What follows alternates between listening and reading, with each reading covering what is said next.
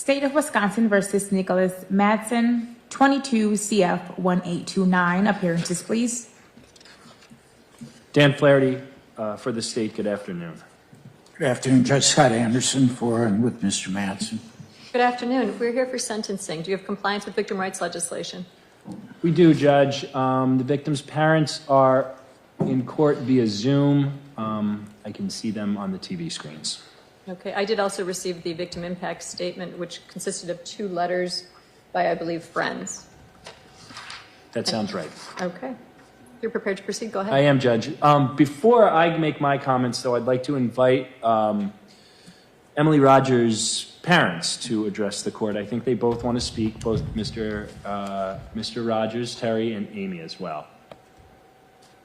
Both are here via Zoom because neither live in Milwaukee. Mr. Rogers, is there anything you'd like to say? Yeah, sure. Go right ahead. Thank you for allowing us to be on Zoom and be this hearing. Emily was born fighting for her life. And I know she left this world doing the same thing, not only for her, but for her daughter. Emily was taken away from her little girl. Emily was never able to see her daughter grow up. Emily will never see her daughter go through school and graduate. Emily will never see her daughter get married. My granddaughter will know what you did to her mother.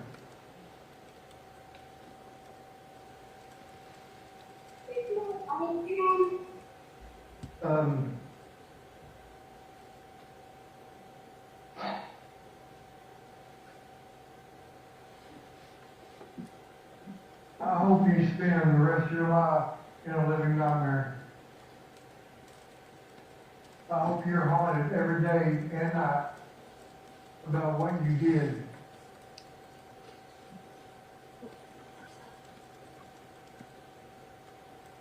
You don't have to relive the pain of a mother who was told her daughter was dead. That is a memory that I have to live with the rest of my life. You are a coward. You will have to live with the rest of your life knowing what you did, and I hope you're haunted day and night about it. I hope you never see freedom again. You put yourself in this situation, now you can live with the consequences. Justice was served in this very courtroom, and one day when you meet your maker, justice will be served again. I'm asking the court to give you the maximum time allowed by law. Thank you, Your Honor. Thank you, sir. Would the mother wish to make a statement? I have more of a poem I wrote for her a long time ago, if I could read that. Sure. Okay, let me pull it out.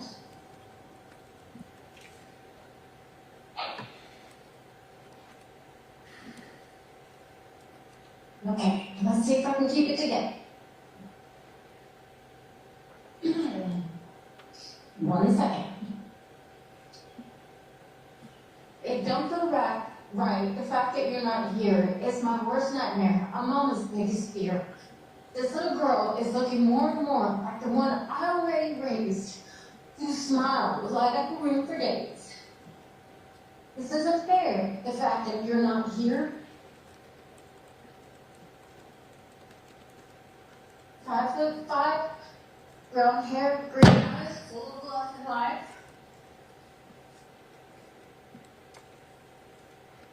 Your little girl will never know your voice, your smell, your touch. I will do my best. You know I will.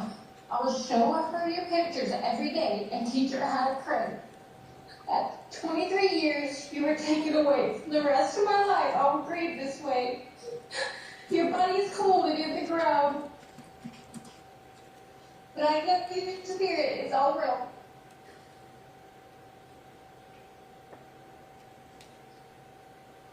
1 second.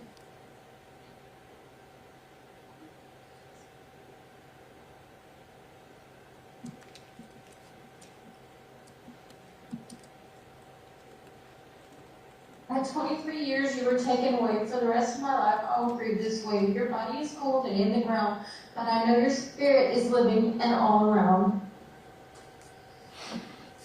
When I feel the wind, I know you're there. When I close my eyes, I hear your voice. Mom, I know you're strong. So for Katie, please carry on. Fly high, my little girl. Just know you were my world.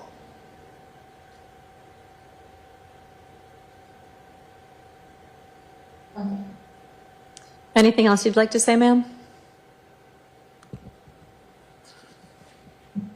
Thank you, Judge. I think you muted her. I didn't touch it. Did it come back on? Yeah. Now it's back on. Is there anything else you'd like to say? And unlike Terry, I don't believe justice will ever be served. But this is the closest we can get. My little girl suffered so horrendously, so unimaginably. It would be one thing if your child died of natural causes in a car accident, but a life to be taken so needlessly. This was not supposed to happen because someone got angry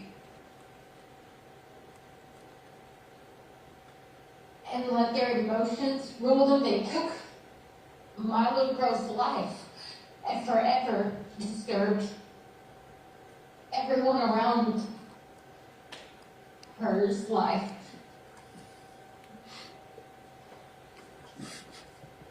Thank you, ma'am. Okay, thank you. Oh, I didn't mean to cut you off. I just thought you were done. Was there anything else? No? No. Okay. Done. Thank you. Thank you. Attorney Flaherty. Thank you, Judge. Mr. Matzen was found guilty of 2 reckless homicide and hiding a corpse on March 7th of this year, 2025. He was found guilty after jury trial. The victim in this case, as you know, is Emily Rogers. She was 23 years old on the day she was killed. She was born on January 4th of 1999, and she was a new mom to a little girl named Katie. I know this court presided over the trial, and so you're very familiar with the facts. I know this court's practice is to take extensive notes of testimony and the exhibits and everything that is observed during this jury trial. So as you know, this incident occurred on April 27th of 2022, almost 3 years ago.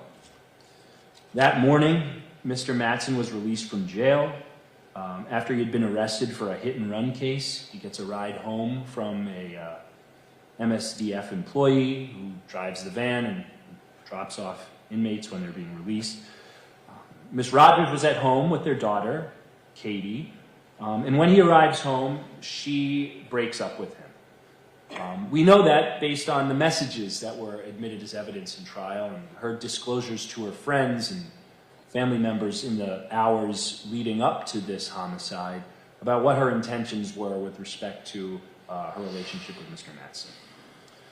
When she breaks up with him, there's obviously some kind of fight that goes on. We don't know the exact details of it because the only 2 people who were home at the time, other than their small daughter, was Mr. Matzen and Ms. Rogers. And of course, Mr. Matzen took the stand and lied at the jury trial, so we do not know what occurred in that moment.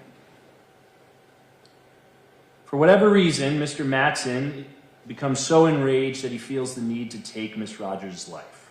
He strangles her to death, almost certainly with a rope or cord that he double ties around her neck. The medical examiner testified to the injuries that he observed on her neck, which appeared to be ligature, 2 parallel lines, you'll recall from the testimony. And I think it's important to note that that is different from seeing hand marks, which on a throat, which would indicate kind of not which would indicate, but which could indicate more of a spur-of-the-moment, quick action. Whereas being in an argument with somebody, becoming enraged, and then looking for a weapon, like a cord or a piece of rope, and then tying it around somebody's throat, that's long enough for a person to stop and think, what am I doing here? I've lost control. And that clearly didn't happen to Mr. Matzen. And I'm going to talk a little bit later about what I think the aggravating factors are in this case, but I think certainly that's one of the most aggravating factors here, is that the fact that a weapon, a specific device was used to strangle the life out of Miss Rogers is particularly gruesome in this case. And I think it levels it up from a strangulation, which is done at the hands of the for lack of a better term, murderer. He strangles her to death. He also, in doing so, fractures a bone in her neck that connects her neck to her head, you'll recall from the testimony of the medical examiner. Sometime later, he calls over the Torres brothers. You heard the testimony about those interactions. They come and go, they return, and eventually, the Torres brothers, one of them is convinced to help move Miss Rogers' body. Right? We heard the testimony about rolling her body up in a blanket and then driving to a location in the southern part of the county and dumping the body of this young mother into a ditch and covering it, hiding it, concealing it with a Christmas tree.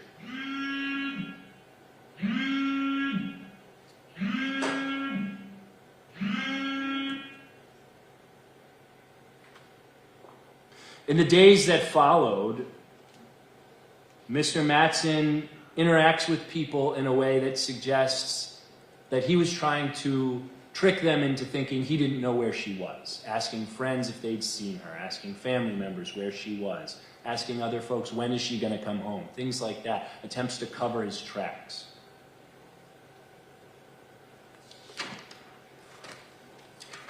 Luckily, only a few days later, the Torres brothers came clean about what happened. They provided investigators with information about where the body was.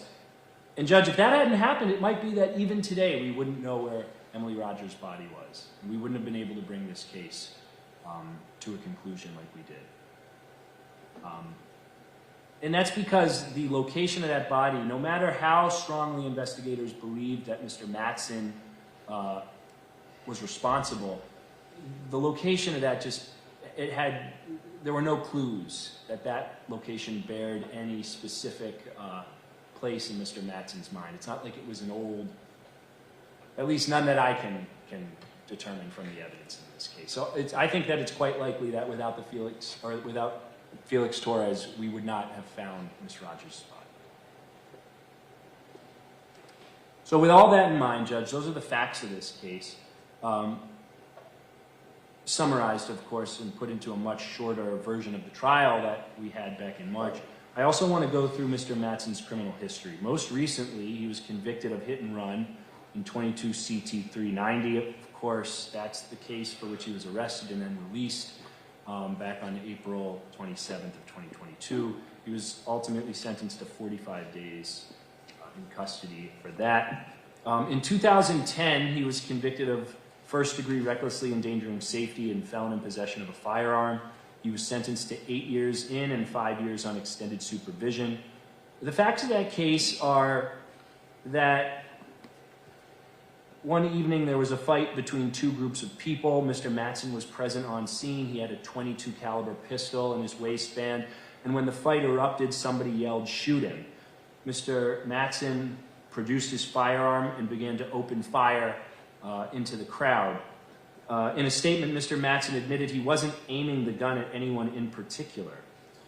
A person was struck in the arm during that shooting. It's unclear, however, if that victim was struck by a bullet fired by Mr. Matzen or whether there were more shooters. It was quite a chaotic incident based on the information that I have. But in any event, Mr. Matzen was convicted of firing a gun into a crowd and possessing a gun while being a convicted felon in 2010. Of course, in 2007, he received his first felony conviction, which was for possession of THC second and subsequent. and that is the relevant portions of his criminal history. In each case, when it comes time for sentencing, I try to think about both the mitigating and aggravating factors of these specific facts, and in this specific case. And frankly, in this case, it's quite difficult to come up with mitigating factors because this murder was simply so gruesome and so difficult to contemplate. Forcing myself to find one, I note the letter that Mr. Matzen wrote to his daughter shortly after he was arrested, which was ultimately used as evidence against him at trial, where he expresses remorse and takes accountability for murdering his child's mother. Of course, that leads directly into what I think is one of the most aggravating factors as well, is that mental state for Mr. Matzen was apparently very short-lived. We heard testimony and jail calls and recordings and just saw so many messages where he confessed to this homicide, only for him to walk that back and ultimately perjure himself while he was on the stand, after he swore an oath to tell the whole truth and nothing but the truth.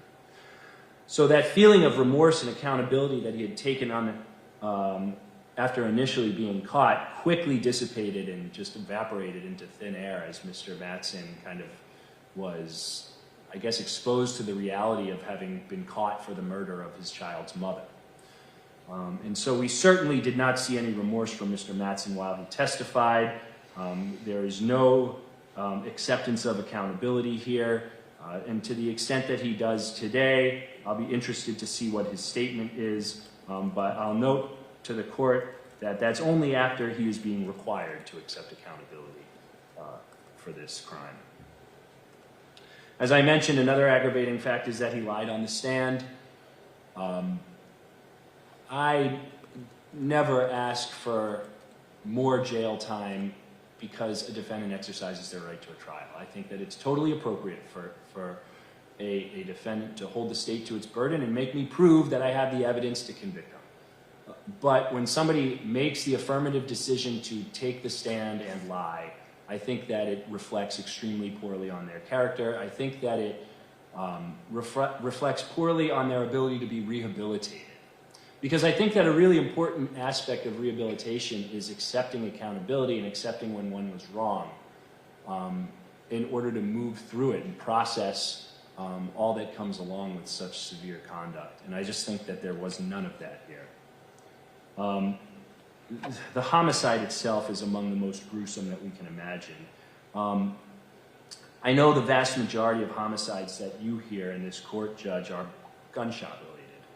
And those are brutal. They produce just horrific injuries. But they're different than strangulations, because when one person shoots another, it might be from 20 or 30 feet away. When a person strangles another person, they're close enough to touch them with their own hands. You've got another person's humanity at your mercy, and you're choosing to snuff the life out of them by denying them their breath. You're able to see the whites of their eyes while you force the air from their body. You force them to stop breathing. It is completely just an inhumane way to end somebody's life. And especially grabbing some kind of ligature to wrap around a person's neck, somebody who you've created a child with. It's just incredibly disturbing, and it's hard to imagine a more gruesome homicide. And it wasn't enough to just murder Miss Rogers. Mr. Matzen also dumped her body, left her to rot in a ditch. It's among the most disrespectful things you can do to a person. And Mr. Matzen did both of these things within just a couple of hours. When I think about the factors that the court has to consider when sentencing, the first thing I think about is the danger to the community that Mr. Matzen represents. He's quite clearly an extreme risk to this community. As you heard, he had already been involved in a shooting, firing a gun into a crowd after possessing that gun while being a felon. And now this. His history, the gruesome nature of this crime, and additionally, his ability to lie about it with ease, I thought was particularly concerning, both to his friends and family in the days after the homicide and also on the stand. The next factor I consider is the justice for the victim. The consequences of April 27, 2022 for Emily Rogers is completely permanent. There's no coming back. She'll never take another breath. She'll never smile again. She'll never get to see her daughter. Mr. Matzen denied her her right to grow old, denied her the right to raise her daughter, enjoy life. She was just at the beginning of her adult life, with dreams and aspirations and so many things she wanted to do. And Mr. Matzen decided that she shouldn't get to do those things. I think about justice for Miss Rogers' family. Her daughter now has no mother. Her parents now have no daughter. This is a life sentence for Katie, for Mr. Rogers, for Miss Led, because every day they'll be confronted with the fact that their daughter or her mother will never be there. Birthdays, holidays will never be the same. Instead of times of celebration, there'll be times of mourning and sadness. Because Mr. Matzen decided that he had the right to take Miss Rogers' life. And finally, I consider justice for the community. I think the sentence that this court passes down today needs to reflect the intention to deter future crimes like this. To send a message to the community that intimate partner violence, domestic violence, will not be tolerated under any circumstances, and especially when those circumstances result in the death of an intimate partner. I think this sentence also needs to reflect fairness and send a message to the community that this courthouse is a place where victims, defendants, and community members alike can come to receive fair treatment. And I do think that the only fair treatment here is if Mr. Matzen is sentenced to at least 40 years of initial confinement. Thank you. Attorney Anderson. Thank you, Judge. Judge, Mr. Matzen, he was revoked because of this. And he still had, from the 2010 sentence, some extended supervision left. He'll be released on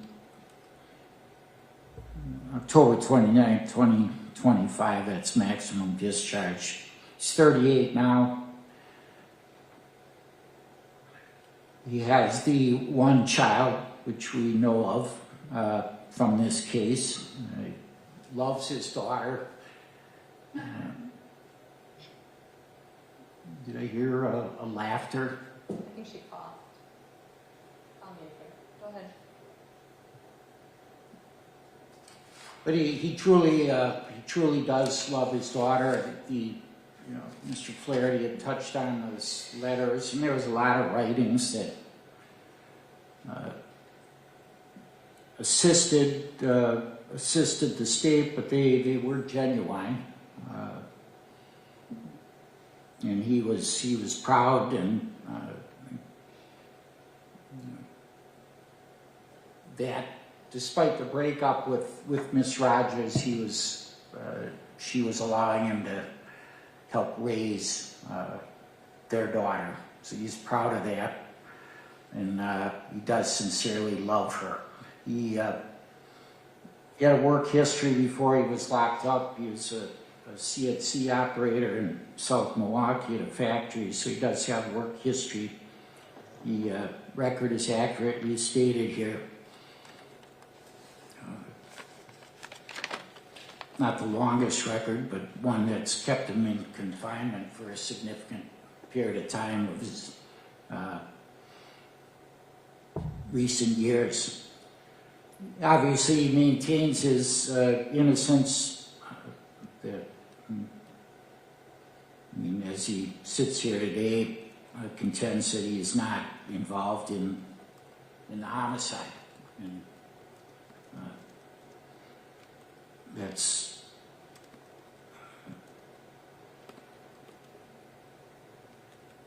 testified as to that effect, and he maintains that he was not the killer of Emily Rogers. The driving force here and his sentence obviously is seriousness of the crime, these two crimes.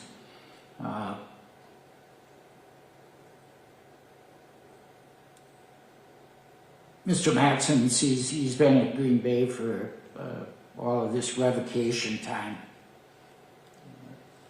I don't know of any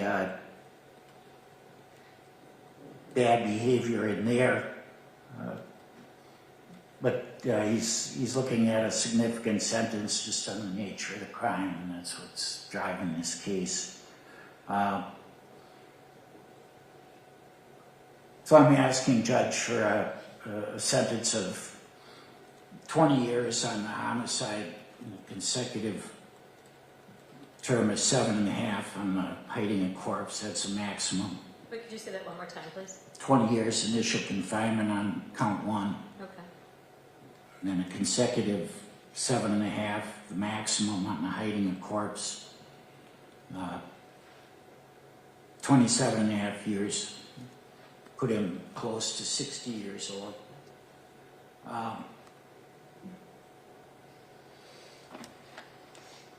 Just factually, the hiding of the corpse is particularly egregious in any case, and particularly this matter. Mr. Matzen says I did not do that, but the nature of count 2 here, I think, demands a maximum, but a lesser sentence than what the state wants on, particularly on the homicide. And Mr. Matzen's testimony was that, when he left the house, he believed that she was alive. Didn't know how she ended up in the bathroom.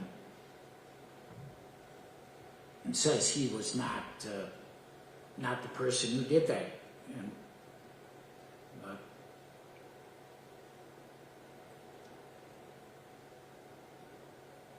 I know he's going to talk. I believe he's going to allocute here. I don't know what he's going to say, but what I'm recommending is a significant period of initial confinement that puts him close to 60 years old, and it's reflects the seriousness of the offense, but somewhat less than what the state is asking for. So that's my point here, Judge. Thank you. He was revoked solely because of this. I'm asking that he be given credit from his time of arrest till yesterday, 1,082 days. Thank you, Attorney Anderson. Right, thanks. Mr. Matzen, what would you like to say? Just little stuff. I'm not allowed to have contact with the family, and they don't really talk to my mom at all. It's understandable, but I do have health risks that I have seizures, so they need to know to get Katie tested for that real early. I take 3,000 milligrams of Keppra. That is a lot, and my seizures are really severe. Migraine, stuff like that, little health reasons that they need to know to get Katie tested for and stuff. Other than that, most of the stuff, I'm fighting an appeal, so I can't say too much about anything else. I just want to let people know, like, I wish I'd seen a lot of the shit that was going on a lot sooner, but I know for sure Emily took care of Katie every day, loved that little girl. Every time I see pictures of her, I see I see her. You know, I see the same thing that her mom said. It's hard. It's hard to have her on my wall. Pictures I've drawn, the letters I've wrote for her, that I just got someone holding on to until she's old enough to understand. You know, man, I want to say I'm sorry for what my family has seen and gone through. I'm sorry for what they've seen and gone through. But man, I gotta take this. Wait to see what happens on the appeal. Anything else you want to say? Okay. Your words were, I know I took Daddy and Mommy from you. Daddy's not heartless. I don't know why I took her from us on that day. You know, I've gone through my notes, and you confessed in part so many times during this case. You know, the calls, the letter, and yet the audacity that you had to take the stand and to lie, clearly lied, to get out from under what you're facing. It was at points shocking to watch, and yet you did it with panache. You did it with just letting it roll off your tongue from one lie to the next. It would be impressive if it wasn't so terrifying. My job at sentencing is to protect society. It's to hold you accountable. It's to see if there's a way to rehabilitate you. And it's to deter others from engaging in like behavior. So in order for you to be innocent, you must have made all those calls to Corey. And maybe you were having a seizure and just not thinking clearly. You must have written that letter to your daughter, and maybe it was a dream that you wrote it. When you brought the body wrapped in a rug with Felix to the creek to dump her into it, Felix just made that all up. Can I say something? I don't think I ever said I helped him with a rug at all. You said that you wrapped a 400-pound sex doll in a sheet and brought it out to the car trunk. His testimony was that the two of you wrapped the body in a rug, placed it in the car, that it was Emily, that you brought her to the creek, and you dumped her in it. And then you took the time to cover her up with debris and leaves and branches. So that was just... And yet you didn't remember what happened to the 400-pound sex doll, or where it went, or what happened to it. Weird. Some of the most unusual testimony I've heard during a trial, and I hear a lot of things that you can't make up. Your testimony was, she was in the house when I last saw her. She changed for work. She's in the house. I didn't see her leave in any fashion. And then Andre came, gathers the stuff, and we leave. When I last saw Emily, she's alive. It's completely contradictory to the comment as to, I don't know why I took her from us on that day. And then going through all of the calls. She had so much faith in me. I remember parts of what happened. No. Felix, he was puking in the yard. I remember him going, I need to speak to a detective. I grabbed her by the throat with one hand. She slapped me. I put my leg on her and pressed on her. She spit in my face. That's the last thing I remember. Then sitting on the porch smoking a cigarette. I fucked up. That I guess we all agree with. The crime in and of itself is heinous. You're right. You took a 23-year-old's life. You took the mother of a child's life. You took your child's mother's life. And what a waste. Because what? You know, you said it didn't bother you at all. I mean, we had to hear the testimony about your open relationship and who you were with or whatever. But from one perspective, she's breaking up with you and you're mad, so you kill her? You have the right to play God. You have the right to decide who lives and dies. And I agree with the state. You know, this wasn't just your hand on her throat and in a moment something went wrong and you flipped. You had to go find a cord. You know, she died, according to Dr. Kelly, I believe it was, his testimony, that she died from asphyxia due to, let me get the right wording, ligature, hang on.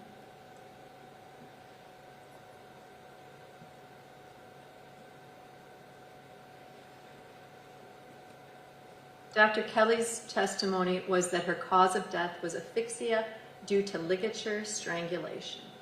Manner of death, homicide. You took the time to find it, to come back, to wrap it, and to watch life eke out of her. That's horrific.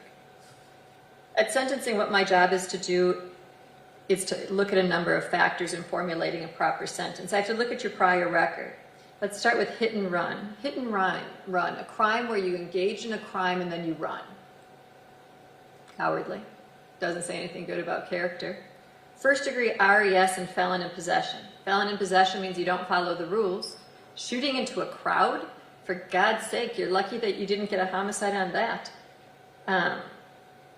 Discharging into a crowd, just an opportunity to cause havoc, to take a life. And yet, one would have thought from being so close to having done that and getting 8 years in prison, one would think you would have taken the time to reflect and say, wow, life is precious, life is good. Why should I put myself in a place to have my liberty deprived? And yet, you go to prison, you get out, you're on extended supervision at a point in time when you should be cautious and careful of your behavior. You know you're under scrutiny. Heck, you just got out of jail that day. And yet, none of that seems to stop you. None of that seems to matter. So looking at your criminal history, it is a criminal history that doesn't say anything good about your character. I need to look at your personality, your character, and your social traits. The letter you wrote to your daughter was kind, and yet I wondered how manipulative it was, because what I found from your testimony was that you were wholly incredible in your testimony. At so many different points in your testimony, I have asterisks going off saying, unbelievable, shocking.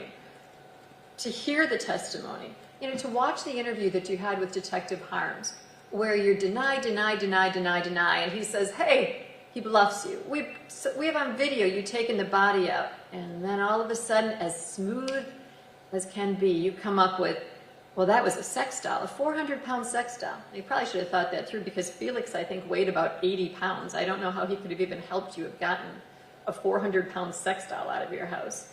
But to watch you just manipulate and lie to get out from under it said horrible things about your character.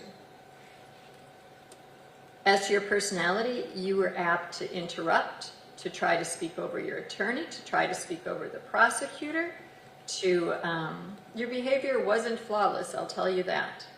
I don't have any problem with you taking a case to trial. I do trials every single week. Attorney Anderson has done more than you can imagine in my court. You have a constitutional right to trial, and you have every right to do it. You do not have the right to take the stand and to lie. And in this case, I think it's replete with evidence that you wholly lied from the stand. You know, the calls to your mom, the calls to your friends, wherein you admit in part what you did, and then you take the stand and you try to dance away from it. The jury did not believe you, and I can tell you I did not believe you in any way. In that trial, my job isn't to be the weigher of credibility. That was the jury's, and they did, and they found you guilty on both. I have to look at whether your crime is vicious or aggravated. The homicide in and of itself is horrific. But I agree with your attorney. The hiding of the corpse is particularly despicable. So when you were talking about your friend Corey, I thought it was interesting. You said, we were like brother and sister. And then you were asked, what's her last name? And you're like, I don't know. And they had to feed it to you. You don't even know your sister's best name, or her last name according to your description of your best person in the world. And you're willing to rob these people of their friend. But not only that, you're willing to hide her body. So you're leaving all of them in a state without closure. As a parent, I can tell you that if something happened to a child and you had to be left wondering for the rest of your life, or actually wondering for a week, wondering for a month, wondering for a day, what happened, where they are they safe, are they alive, what happened? What a horrible place to be put in. So not only did you take the life of Emily, but then you hid her, which is despicable. To do that to people to your friends who you claimed that you cared so much about, to the mother of your child, is unbelievable. Your demeanor at trial, I don't think it was great. As to your age, one would think after spending so much time in prison, you would be at a greater place of understanding, but I don't think you are. You do have a work history. I give you some credit for that. Do I think you're remorseful? No, not at all. Looking at this, I think you had moments of remorse, but I think you've dialed that back to the point of trying to stand up and claim you're innocent, which seems outrageous based on the evidence that was presented in this trial. You know, they say the first step in rehabilitation is taking responsibility. You are nowhere close to that. That makes you a greater threat to society, in my mind. I also have to look at the effect of the crime on the victim, and the victim are the parents. And I think the parents spoke well. You know, they're not going to go a day without thinking of their daughter. They're not going to go a day when they look at that granddaughter that they don't think of their daughter and what she's missing out on. In 23, boy, that is the beginning of life. There is the whole world ahead of them. And you extinguished it at your hands and at your choice. So ultimately, at sentencing, I need to consider the seriousness of the offense. This is as serious as it gets. It's charged as a reckless. Could have been charged as intentional. It was charged as a reckless. I have to look at your character, and from what I've heard, I find it wanting. As to the needs of society, the question is, are you a good risk? And in no way are you a good risk. Ultimately, probation should be the sentence unless I find it would unduly depreciate the seriousness of the offense. Clearly, in this case, it would unduly depreciate the seriousness of the offense. My obligation is to impose the minimum amount of custody or confinement which is consistent with protection of the public, the gravity of the offense, and your rehabilitative needs. In this matter, the state's recommending 40 years of initial confinement. The father's asked for the maximum. Your attorneys asked for, in total, 27.5 of initial confinement, broken down into 20 on count 1 and 7.5 on count 2. I think it's noteworthy to note that count 1, the maximum is 40 in and 20 out, and on count 2, the max is 7.5 in and 5 out. So your maximum is 47.5 in and 25 out. In this case, I have not heard a request for restitution. Judge, there will be a restitution request, but I'm going to be requesting a new date so that we can compile the documentation necessary. Okay, I will set restitution at an amount to be determined.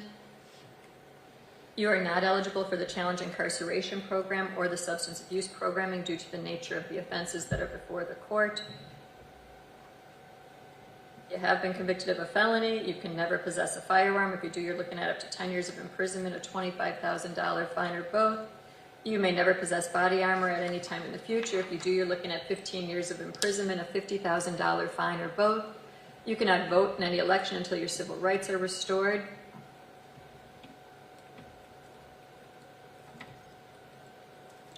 I'm going to order absolutely no contact. I assume that the parents are asking for that. Is that correct? Yes. No contact with the parents of Emily. Can I have their initials for the record, please? A.L. and T.R. If you violate my no contact order, you're looking at $10,000 fine, a 10-year period of imprisonment, or both. Excuse me. I read that wrong.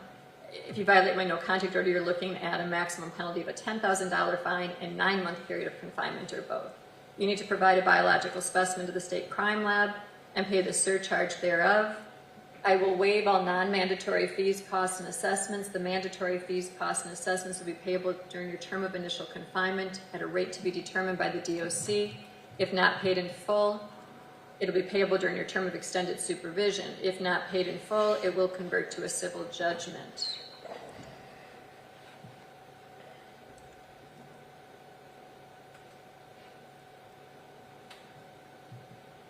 As to your terms of extended supervision, I'm going to order that you maintain absolute sobriety. You know, clearly it sounded like there was some use going on. You need to think clearly. If you in any way, you need to exercise the clearest judgment you are possible to exercise, and that will be coming hopefully with complete sobriety. So absolute sobriety for the entirety of your extended supervision. I will order an alcohol and drug assessment and follow through with treatment. I am going to order random drug screens throughout the entirety of your supervision to hold you accountable.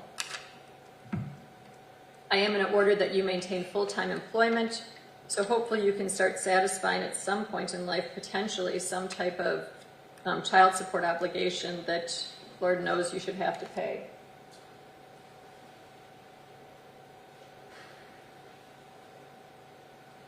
I am going to order that you have a cognitive intervention therapy program and an anger management course so you learn how to control your temper.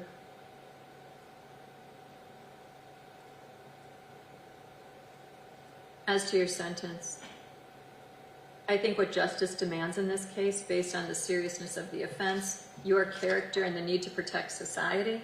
On count one, I'm doing a term of initial confinement in prison of 40 years. The time that you'll serve on extended supervision is 20 years. On count two, I'm doing 5 years of initial confinement in prison. And as the term you'll spend on extended supervision, it will be 5 years. Count two will be consecutive to count one. I will print off a written copy of this determinate sentence for your review. This sentence is consecutive to the sentence he's presently serving.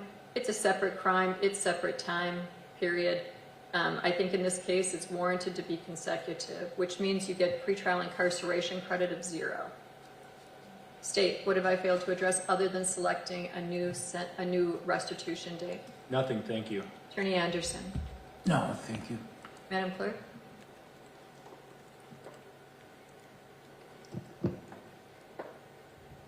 How is April 30th for restitution?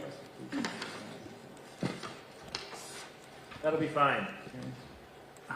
Can parties appear by Zoom, Judge?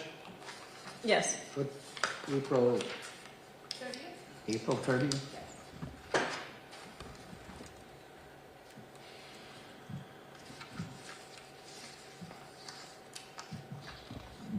In the morning, right?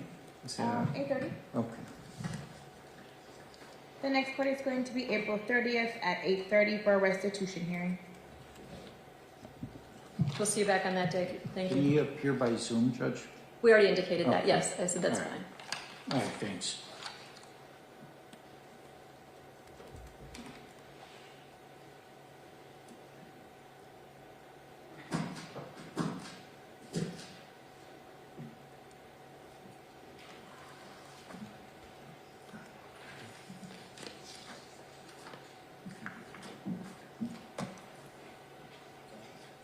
Ashley, do you have any questions?